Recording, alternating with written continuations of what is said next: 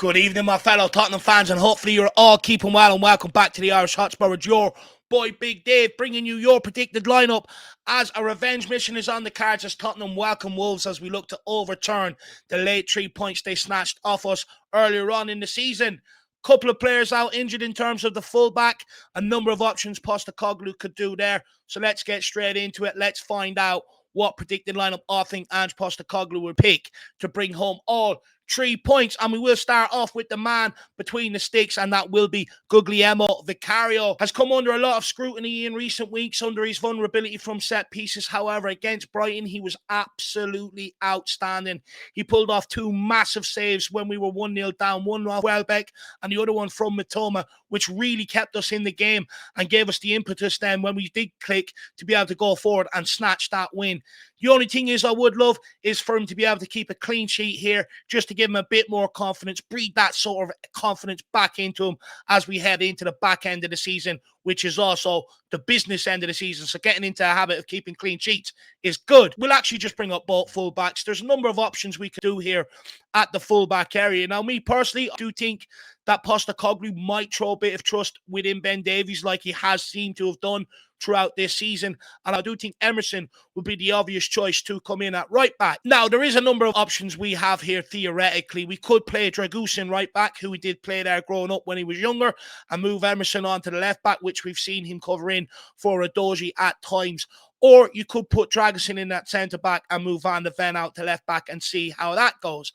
But the reason why I've kept Van de Ven inside at centre back is because Diego Jota and Chan, their pace in behind will be absolutely lightning. And we know how good he is at stopping them counterattacks, them balls in behind. He's going to be absolutely crucial and will have a part to play. A little bit disappointing last week. Gave away a penalty. Unusually, I saw him being dribbled by, which never happens. And I thought he was very shaky on the ball. I think he only won one of his 4 ground duels as well. So we will need a much better Mickey Van de Ven in this game. And then moving on to his partner in crime, the Argentinian assassin, and that is Romero. I thought he was absolutely outstanding last week. And let me know in the comment section below, do we have the best passer of the ball from centre-back in Christian Romero in the Premier League? I would argue there is no better. Now, moving on to the number 6, and it is a very contentious talking point going into this game.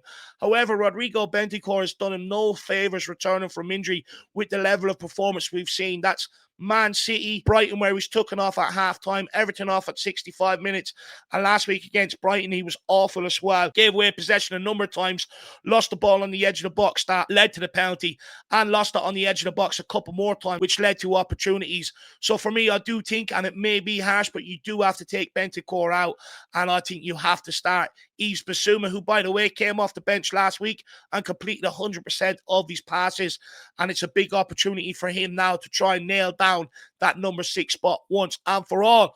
Moving on to my favourite player in this midfield. I know many people will be the star boy Maddison and stuff like that, but mine is the unsung hero, Papa Mata Star. Of course, returned last week, announced his return to that starting 11 with a goal and a man of the match performance. What more could we ask for from the kid? Now, moving on to the other midfielder, which completes the trio. And interestingly enough, this is a midfield that has not been bet this season when we have rolled it out. And that is the midfield tree of Maddison, Sarr, and Bissouma. Maddison last week, he was one that played that ball for Richarlison where he really should have scored a great through ball, a couple of key passes. However, I still feel like I'm waiting for Maddison to really grab grips in that game by the scruff of the neck and almost be like the conductor of the orchestra.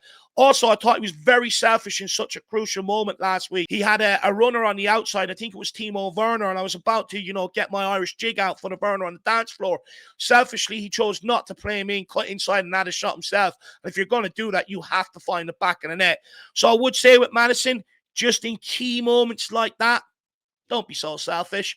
Now, moving on to left wing, and for me, this is a no-brainer. Despite Werner doing okay out on the left wing, he cannot cross a ball, and that's why Sonny comes back in today. By the way, our leader, El Capitan, what a return last week, off the bench, getting on the ball, How badly we've missed that. Driving at the opposition players and then feeding that lovely ball for Brennan Johnson's winner. And that's exactly why we need to keep him off the left-hand side. And hopefully from the start today, he can produce an absolute masterclass and show everyone why he's been missed. Now, moving on to the right wing, another sort of contentious talking point here. I know there'll be a large clamour for people who want Brennan Johnson to start after his heroics last week. And look, Kulusevski only completed 20% of his crosses. My bets, that's why he was ended up being hauled off. So there is an opportunity that Ange Postecoglou might show fate to Brennan Johnson in this game and give him that start to try and use that confidence. However, right now, I do think Brennan Johnson is better used as an impact. So these last 2 goals, one against Brentford, one against Brighton, have been when he's come off the bench and had that impact. And the reason why he has that impact is because a lot of teams are tired. He can just run them down. However, there's a lot more consistency to his all-round game that I think is needed for him to really nail down that starting spot or really push Kulu close. But I am going to stick with Kulusevski. I thought Harshley was taken off. I thought he was the one that was dragging us forward in the second half. Played that beautiful pass to Papa Matsar before we got taken off. But it's more than that. It's the hold-up play. It's always an option for people getting on the ball, driving us forward, which I think goes very unnoticed. But I do take the point. He needs to be a lot more clinical. He needs to add more numbers to his games in terms of assists and goals. And hopefully, if he's rewarded with the start, he takes that opportunity. And then that leaves me onto the guy that always makes my weekend, no matter whether he scores or not, but more so if he does score. And that is Richarlison, Slick Rick. Now, of course, came out dry last weekend, right? Didn't find the back of the net and had that huge opportunity where an on-fire Richarlison, you probably would have said, sticks that away. He's a bit of an enigma, though, isn't he? You know, he gets the clean-cut chances and you don't back him to score, but the half chances, I'd argue he takes as best as anyone in world football. But for me, he's going to be absolutely crucial this week. I do back him to find the back of the net, and that's why he will be my number 9 leading the line. But guys, that is my predicted lineup for this game that I think Ange will pick. Let me know the fullback situation. Like I said, a good contentious point. Do you bring Dragusin in, move Emerson over, or move Van de Ven out there? Please let me know in the comments. Number 6, do you want to see Bissouma return, or would you give Bentancur that one more game? And then also in the forward lines, who would have thought we've got options now. We're talking about Werner and Johnson potentially being on the bench. So please give me your lineup and your score prediction in the chat. You've been so good with the comments, but let's get them likes up a bit. That ratio doesn't quite match. So smash that like button. But most importantly, let's get back on the horse. Let's go hunting. Come on, you Spurs. See you all for the pre-match build-up tomorrow at 11 a.m. Let's go.